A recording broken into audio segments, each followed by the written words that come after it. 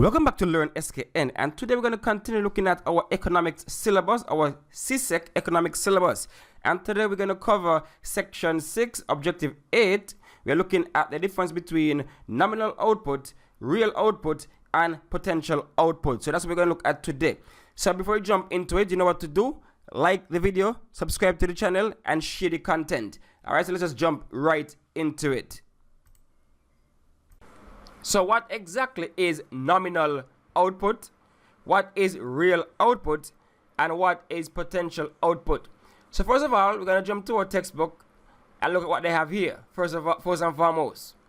So nominal, real, and potential output. So you have a nice paragraph dedicated to those three terms right here. So we don't have to reinvent the wheel at this point. Instead of saying national income or national output, some economists might simply say output. Nominal output is the level of output produced in a country for a given year, measured in prices for that year. So that is one key thing to note, that nominal, when you say nominal output, we're talking about GDP at the prices for that particular year. Nominal. So nominal is referring to prices at that particular time, normally within a year. So for example, let's say we find the GDP for 2021. Then they're going to use 2021 prices to measure that output. So that's nominal, using the current year's prices.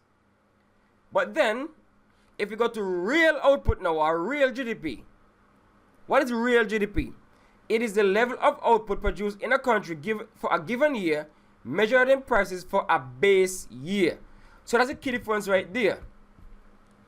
Nominal is where you measure using this year's prices.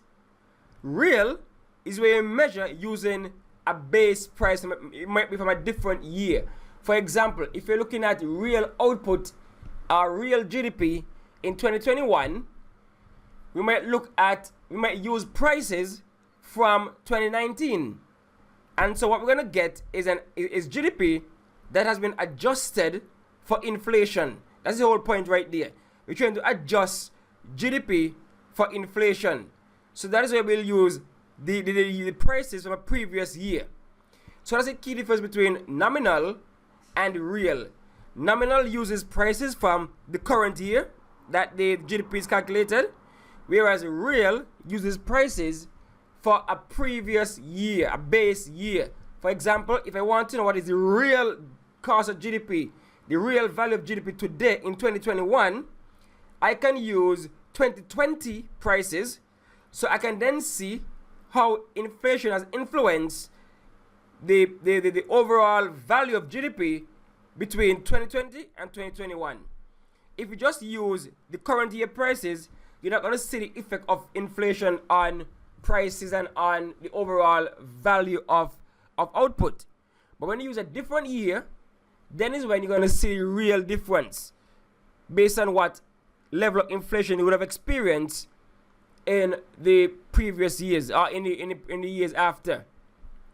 So real output is the level of output produced in a country for a given year, measured in prices for a base year. When economists wish to eliminate the effects of inflation on the value of output, they measure output for a number of years at the prices prevailing in 1 year. So let's say they want to measure the effects of inflation for the past 5 years. So 2021, 2020, 2019, 18, 17. They might very well choose the prices that were prevailing in 2017 and use those values to calculate GDP for all of the rest years. And that's how we get to know what is the real GDP, the real effect of inflation on the value of output. That's how we get real GDP. Now, I don't know how many of y'all are big movie fans, but sometimes when people are comparing the box office of various movies, they might say the greatest movie, the highest grossing movie of all time is Titanic when adjusted for inflation. So if they are using 1997 prices for a ticket to the movies, then Titanic would be the #1 movie of all time. But if they are using current year prices for, let's say, 2020 or 2019, whenever, they might say Avengers Infinity War, something might be the highest grossing of all time, using that particular year. But if you adjust for inflation, you get a whole different picture. Something we're looking at the value of something, an item, for example, a car. Like old people used to say, bread cost like 10 cents back in the day. But if you use the price then to measure the cost of bread now, you'll see how much more expensive bread has increased over time. Because back then it was 10 cents. But when you adjust for inflation and everything, you can see the real price of bread. Let's say you're going back to 1989 and we use 2019 prices. Then you'll see the real effect of inflation. Because if you use 2019 price in 85, it might look like bread costs $100 because of how the inflation would have affected the overall value. So that's how real and nominal GDP came about. That's how we differentiate between the two. Nominal is for current year prices. That's GDP measured in current year prices, whereas real GDP is GDP measured using a base year. And you'll understand a little better when I show you the example. Then we have potential output. What is potential output? Potential output is the level of output that an economy is capable of producing when all factors of production are fully employed. So I wonder if this sounds familiar to anybody. Because I remember one of the first things we looked at when we started economics would have been the production possibility frontier or the production possibility curve. And we said that once you're producing on the curve, you are producing at an efficient level. Inside the curve, you're inefficient. That means all factors are not employed. So this comes back to that concept. Because it's saying here, if the actual output produced is less than the potential, so that's if you're producing within the curve, it means that there are unemployed resources in the economy. When an economy is producing on its production possibility frontier, it is producing to its full potential. So that's potential output. Potential output is a level of output that an economy can produce given that all of its resources are being employed. Everything is being employed. So that's potential. What they can do given all resources are being fully utilized. If they are not, you're going to have some unemployed resources and thus you would have inefficiencies and you'll be producing within the production possibility frontier, inside. That's when you know unemployment exists. So those are the three concepts that the syllabus wants us to look at: nominal GDP, nominal output, real output, and potential. So nominal output is the monetary value of goods produced within a country over a given period of time using current year prices. The price for that current year. Then you have real GDP, which is the monetary value of all goods or services produced within a country stated using a base year. So it's not necessarily the current year prices, but they're going to select a year and choose that year as the base, and so we get the base price for a given year. And so that's how we differentiate between nominal and real GDP. Potential GDP now is as I said, potential, the level of output that the economy is capable of producing if all of its resources are fully employed, fully engaged.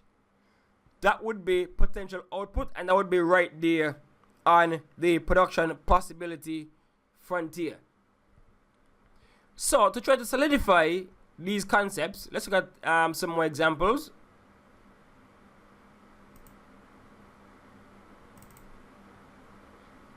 So right here on the slides we see real versus nominal GDP. Nominal GDP measures the production of goods and services at current prices, so current year prices, the prices that prevail right now in the economy. So if you add up all of those, the value of all the goods and services produced at current prices, you get nominal GDP. Real GDP values the production of goods and services at constant prices. So that's another name for a base price. Constant prices. So you're going to use one price as a constant, and then you calculate for the different years, and so you get the real GDP. So you can see the real influence, the real impact that inflation have on the economy. So real GDP is GDP valued at constant prices. Nominal GDP is GDP valued at current prices. Potential output is the level of output an economy can produce given all the resources are employed. And then let's continue looking at real versus nominal. An accurate view of the economy requires adjusting nominal to real GDP by using a GDP deflator, which we're not going to get into right at this level. But what they're saying here, if you want a real idea of how GDP really changed over years, you have to use the real GDP measure as opposed to nominal. Real would give you the actual, more accurate view of how the economy has been operating over, let's say, the past 10 years, the past 5 years. So you can see the difference. You can see how bread prices went from this price to that price. And if I'm to go backwards in history, I'll see, okay, if I'm to use today's prices in the past, you'll see how ridiculously priced these items would be. So you might say bread costs $5 today, but if we use 1999 prices, you might see the bread actually costs maybe $3.50, right? So there might be a difference right there if you adjust for inflation, right? Or same way, if we use 2021 prices in the past, you might see how ridiculously priced these items might have been using today's prices. So that's real and nominal GDP. So here's an example again. So real and nominal GDP. So this economy has two items, right? Hot dogs, hamburgers. So if we add up the price, the quantity and the price, if you add the quantity, we can tell, you know, how much the output of the economy is. So we have hot dog prices in 2021, in 2001, $1 for 100. Hamburgers, $2.50, right? So you're gonna take $1 and buy 100 hot dogs. You could take $1 and buy $2 and buy 50 hamburgers. So that's just a rough estimate they're giving us here. But if we look at the real, if we still calculate the nominal, so we're looking at nominal still. So in 2021, nominal GDP would have been $200. That would have been nominal GDP. How do we get that? The $1 per hot dog times 100, that will give you 100. And the $2 per hamburger times 50, that give us a next 100, and that equals to 200. So they're saying that this economy that produces two goods, the GDP for this economy is valued at $200. Moving up, 2002. Now the price of hamburger hot dogs gone up from $1. Now they gone up to $2. And so it's $2 times 150, right? Because the quantity, you get the price 300, and then hamburgers is $3 times 100, you get a 600 total. So that's the GDP for nominal GDP for this economy. Right, so let's follow. So I hope you're following that leads up to there. So this is how we calculate nominal GDP. We are assuming that this economy contains two items: hot dogs, hamburgers. And so remember that GDP is the monetary value of all goods and services produced within an economy over a given period of time, normally 1 year. That's GDP. And so in calculating this two-item economy, we get hot dog, we get hamburger. And one hot dog costs $1, and this economy produced 100 of them. This economy also produced 50 hamburgers at $2 each. when we combine them, we get a value of $200 for that economy. 2002, same thing. You do the maths. The cost of hot dog gone up by $1. You times that by the 150 the quantity plus the $3 for the hamburger now. Times that by 100, you get 600 for the GDP for that particular year. GDP for 2003, $3 for the hamburger hot dog now, they gone up again. Times 200, that's the quantity. And plus $4 for the hamburger, gone up again, hamburger gone up. So you see inflation coming into play here. You see the price going up for these items. So inflation is impacting the overall value of these items. Right? So let me pause right here. Are we following so far how we calculating the nominal GDP in this hypothetical economy that only makes hot dog and hamburger? Do we say we got nominal GDP for each year?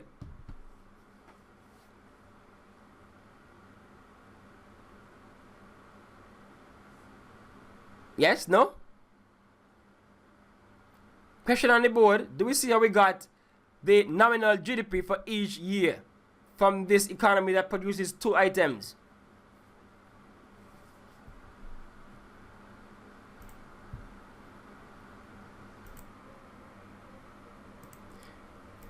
So this is real GDP now.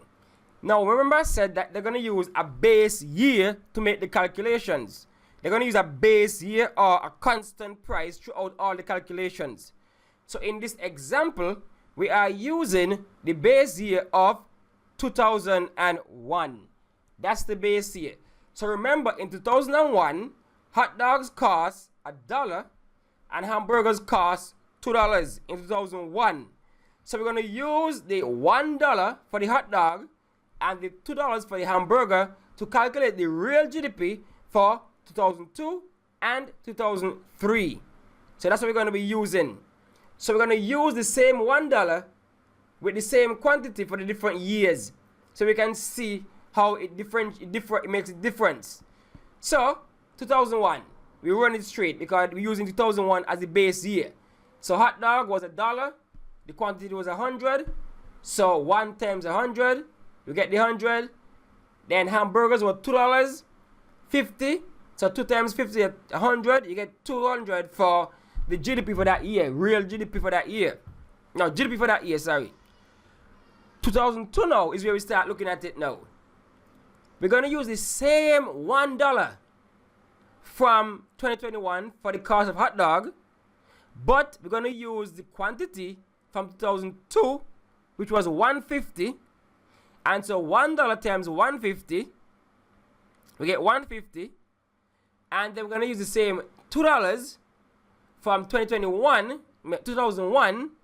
but we're going to use the 100 quantity from 2002, and so we get $2 times 100, and of course that's 200. So altogether we get the GDP being 350 for 2002. So the real GDP in 2002 is 350, whereas had we used the base year, the nominal was 600. So we can see one time how inflation has affected GDP in 2002, because it cut it by what? 350. Now the real GDP is 350. Whereas in 2021 and 2022, using the nominal numbers, GDP was 600. Using real figures, 2001 as the base year, we see that GDP is actually for 2002 350 when using 2001 as the base year, those prices. So we can really see how much of an impact inflation would have had on real GDP. Are we following that? Are we following now? We reached there. We understand how we reached to real GDP now. Do we understand we got the 350?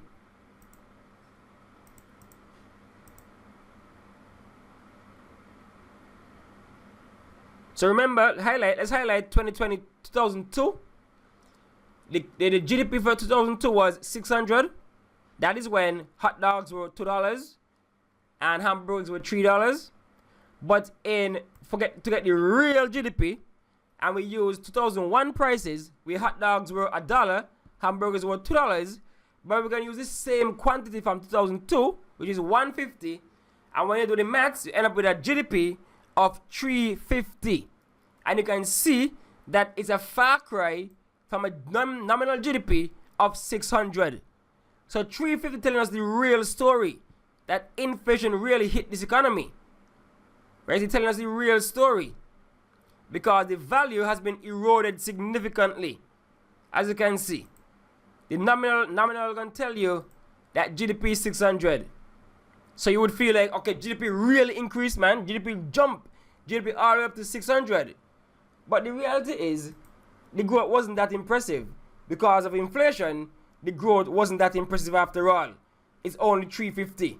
If you use real constant prices, it's only 350. Right? So don't get too excited. Real GDP isn't that high for 2002. And so that's where inflation impacts all of this. Remember what inflation is again. Inflation is a steady rise in the prices within the economy. The price of things just going up. Things getting more and more expensive. So we saw it in the first table where the price of hot dogs kept going up.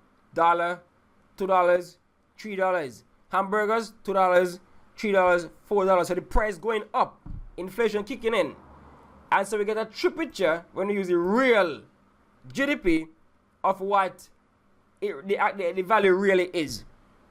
So that is how we calculate real versus nominal GDP. That's how we look at the calculation. And that is, we just help you to understand the concept a little better instead of just seeing it on paper.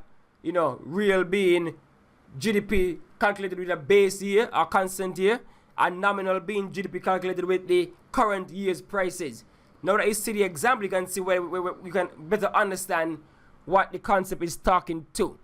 So we're going to study it for now, and we're going to pick up next time looking at economic development versus economic growth. So the only way you know when that video drops is to subscribe to the channel and hit that bell, and of course share the content. In the meantime, you can browse the channel and look at the previous videos on economics, looking at the different parts of section 6, so that you can be up to date with all of this. Okay, so that's it for now. Thanks for watching. Thanks for listening.